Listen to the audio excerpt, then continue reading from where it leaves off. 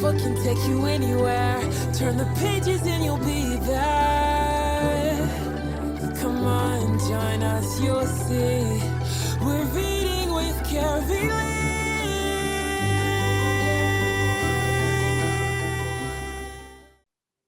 Hi, friends, and thank you for joining us for another Read with Carylee. I am so glad that you're here.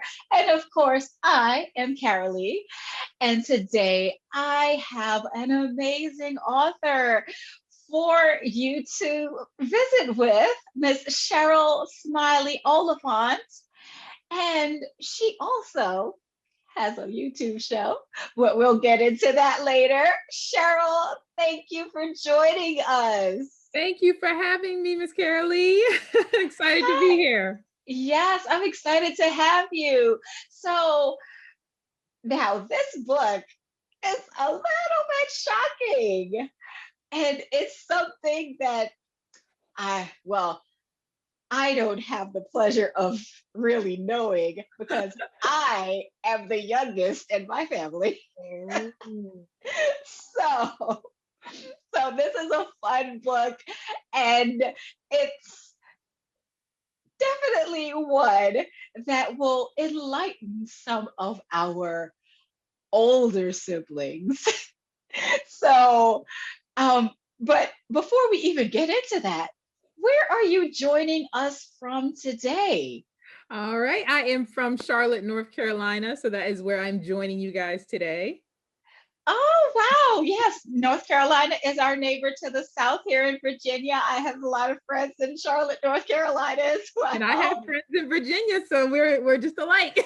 Yes. So I really want you to get into this book. New baby coming, new baby here. All right. Yes, ma'am. And We can get into so it. I'm going to turn it over to you so that you can dive right into it. Of course. Awesome. Awesome. So I was inspired, of course, like you said, to write this book after I was pregnant with my second daughter. And I wanted a way to teach her and show her the different changes that will be happening to the family and how her life will change with a baby for good and maybe sometimes not so good at times, but it's good to educate her and so that she is ready to be the big best sister ever. So that is why I wrote this story. So here we are with New Baby Coming, New Baby Here by me, Sheryl Smiley-Oliphant, illustrated by Lovia Gard. This book is dedicated to my two daughters, Kimberly and Malia. May you continue to be best friends forever. New baby coming, new baby near. Been looking forward to this all year. New baby coming, new baby near. Mommy and daddy rush with fear. New baby coming, new baby near. Baby came sooner, the baby is here.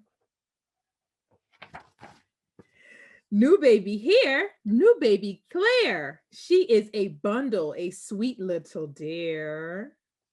So cute, look at the baby. New baby dear, new baby there. We must make sure she's handled with care. New baby Claire, new baby here. We share a bond that's rare than rare. New baby care, new baby here. Sounds of crying fill the air. Oh no, the baby woke her up. Oh, let's see if she gets some rest. New baby here, new baby, I'm sorry. New baby dear, new baby here. Oh no, she can't have my bear. New baby Claire, new baby there. I love the new baby, and so I will share. New baby dear, new baby here. She's pulling my hair. She's pulling my ear. New baby there, new baby here. She gets all attention. It is not fair. Oh, little jealous moment happening. It's okay. It happens sometimes, but you are both loved. New baby fair, new baby here. She destroys everything. She ate my bear. New baby care, new baby here. Our home is now filled with blissful cheer. New baby dear, new baby here. Our baby has now turned 1 this year. New baby Claire, new baby dear. Our lives are complete now that you're here. The end. With Carylee. Oh, well, that was a story. Well, as I said, I don't know anything about that because I'm the last child, but I remember when I was pregnant with my second son that, that there was a little bit, I would say a little bit of a sibling rivalry, but my son didn't really know what to expect. And when we brought his little brother home from the hospital, because it was flu season, so he couldn't actually even visit the hospital, he was very protective. It was just so strange to see that, he was just so protective at such an early age of his little brother.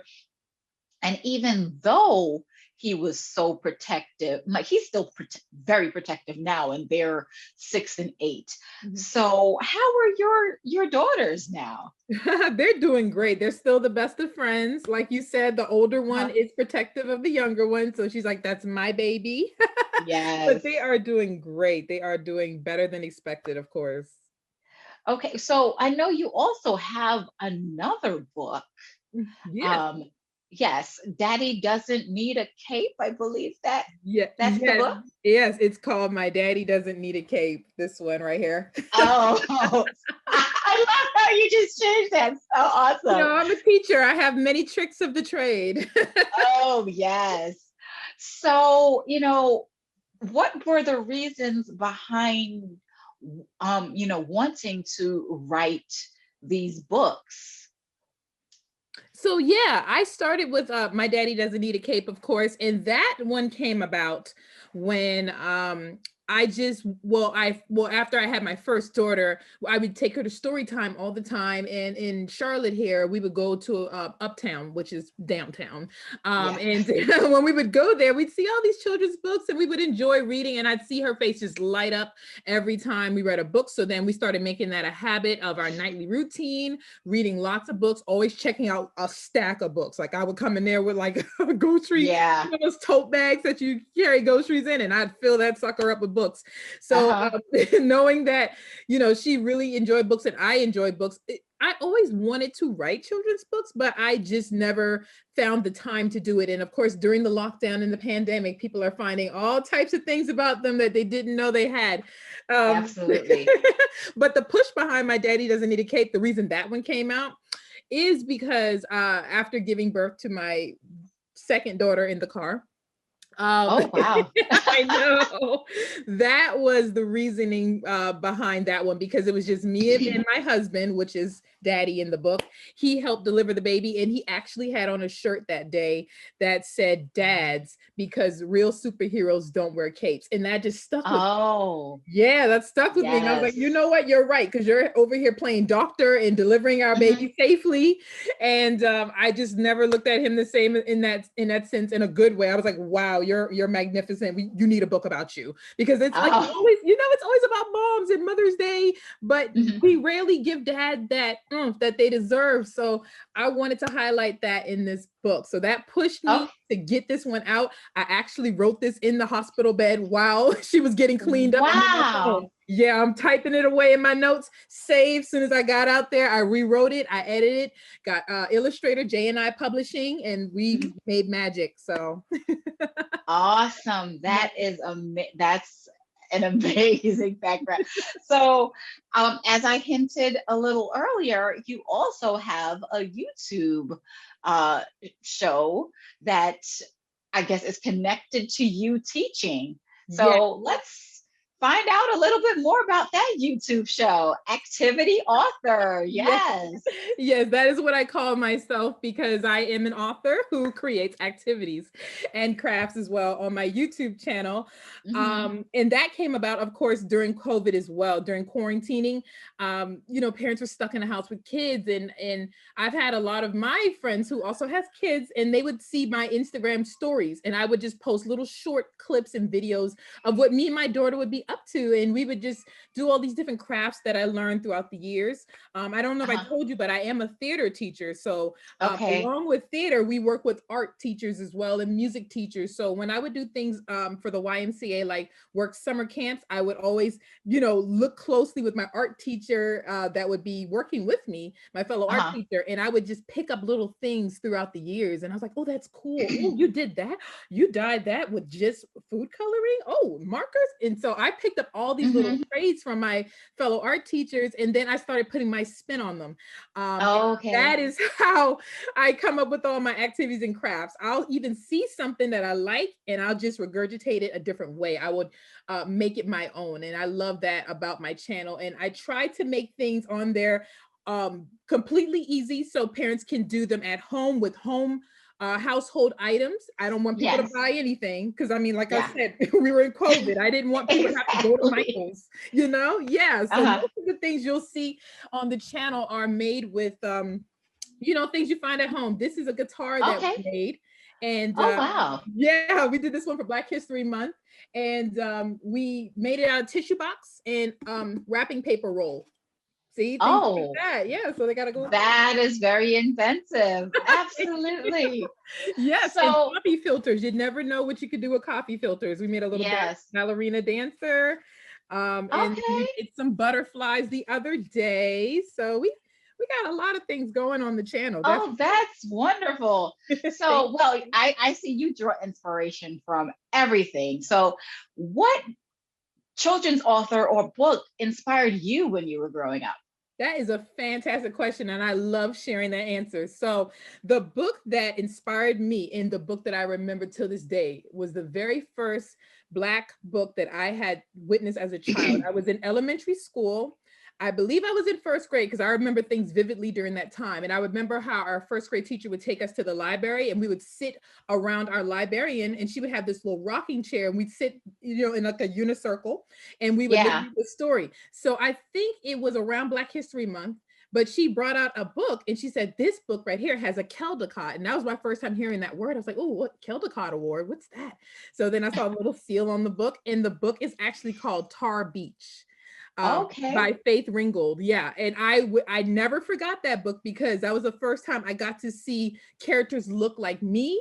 It Mm. had the main character was a beautiful brown skinned girl, and she would fly over the George Washington Bridge. And I was like, that's me. Oh, That's me. And what I took from that book was that you can be anything you want, you can do anything you want. And all I can think about every time I think about that book is the beautiful quilts that were like the book was like a live quilt. It looked like a oh.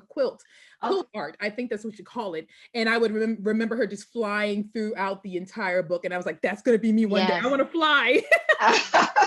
Yeah. So Well, that is amazing. That, thank you. to see what you have been able to hold on to all of these years and being able to see a book that has characters that look like you, and that is exactly what you remember. And you know that is exactly what I want children to be able to take from in meeting these self-published authors like yourself that have been on the show, and really bringing the essence of culture, Mhm. of our background, and introducing other children to authors and stories with characters that look like them. So I am so glad that you were able to drop on by from Charlotte, North Carolina. And I thank you so much for joining us today. Thank you so much for having me again. I really Yeah. appreciate having just this moment to talk to your readers on your platform. So thank you again for having me. Absolutely. And friends, we've come to an end of another show, but I want to thank you so much for joining us. And remember, if you like this story, let's make sure that you like, subscribe, and ring that bell because you don't want to miss another author that will be coming by next week. So until then, remember to grab a book and read, and we'll see you next week. Have a great week. Carylee. Thanks for watching another amazing episode of the Read with Carylee Show. We have amazing authors coming by every week. So don't forget to like, comment, and subscribe below. You don't want to miss a thing.